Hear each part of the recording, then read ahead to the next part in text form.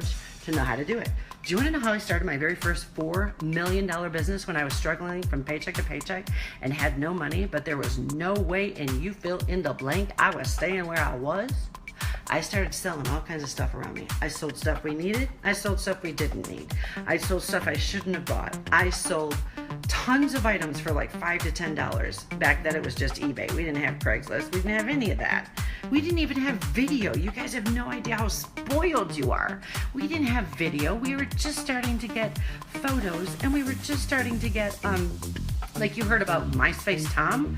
Well, for crying out loud, I built my first multi-million-dollar business when MySpace Tom first came out too. When like Google wasn't even around.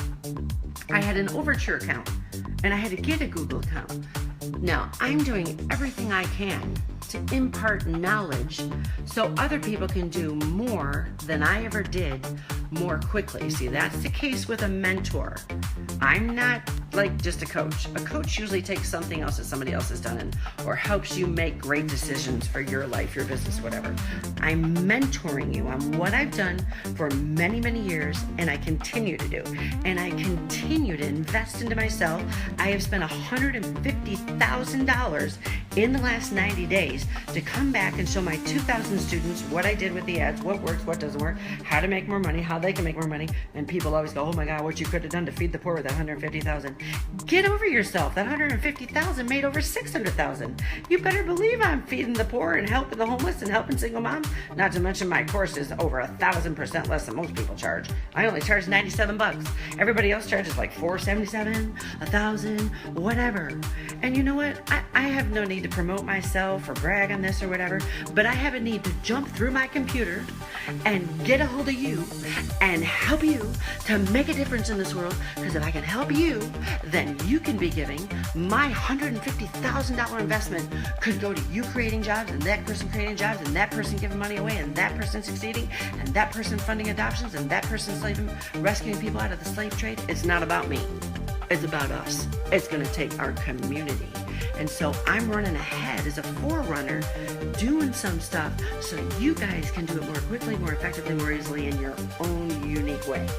So I don't lack knowledge, or I don't lack money, I lack knowledge. You got to stop talking like everybody around you. You got to be willing to do what everybody around you will not do and what your past self wouldn't do. That's what my thing was. My past self wouldn't do it. I didn't have to look at anybody else. I was lazy enough myself. I didn't have to look at anybody else. I was negative enough myself. I didn't have to look at anybody else. I was goofy enough myself. I was judgmental enough myself. I was religious enough myself. I was messed up enough myself. I didn't need to look at nobody else.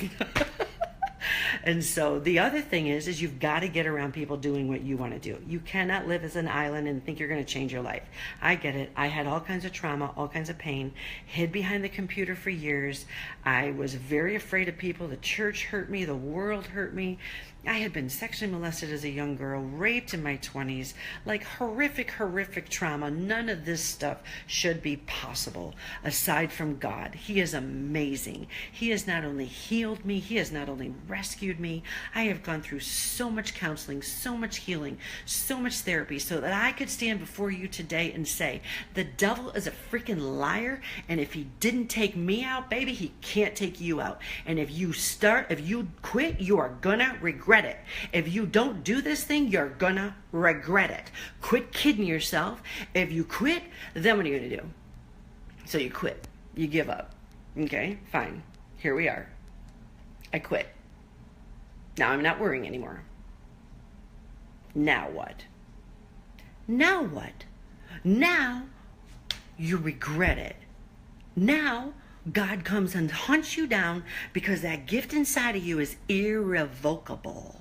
It is crying to be released. And some of you, it's crying to be released through business. Some of you, it's crying out to be released in ministry. Some of you, it's crying out to be released through music and song and dance and writing a New York Times bestseller and going across the world and doing signs and wonders and healing the dead, and healing the sick and raising the dead and opening blind eyes and opening deaf ears.